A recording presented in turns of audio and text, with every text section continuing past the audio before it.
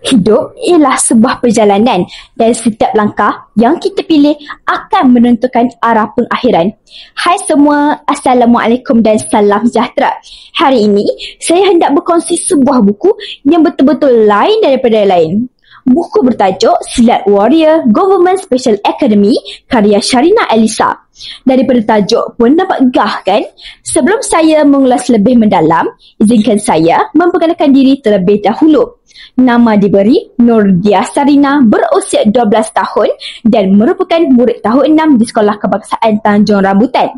Novel ini membawa pembaca menelusuri kehidupan para pelajar di sebuah akademi khas yang bernama Government Special Academy atau GSA yang menempatkan para pesilat yang handal dan pembulian tegar. Pelbagai peristiwa dan konflik berlaku sepanjang mereka berada di akademi ini. Yamin sebagai watak utama terpaksa menerima tawaran memasuki GSA atas tiket pesilat yang memerlukan wang untuk membiayai pembelajaran perbuatan adiknya. Namun begitu, penubuhan GSA oleh Datuk Bahrain mempunyai udang di sebalik batu.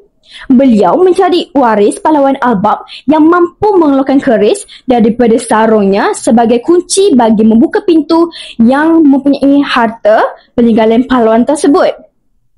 Apa yang mengejutkan, Yamin merupakan waris yang dicari. Walaupun asas penubuhan akademi adalah salah, akademi ini tak terus dipertahankan kerana dapat mendidik sebahagian pembuli menjadi manusia yang lebih bermoral.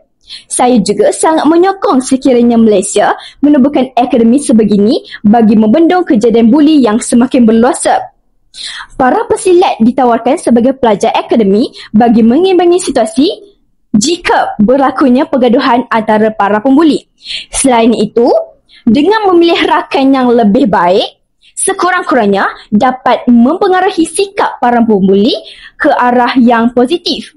Saya juga sangat menggalakkan rakan-rakan untuk membaca novel ini kerana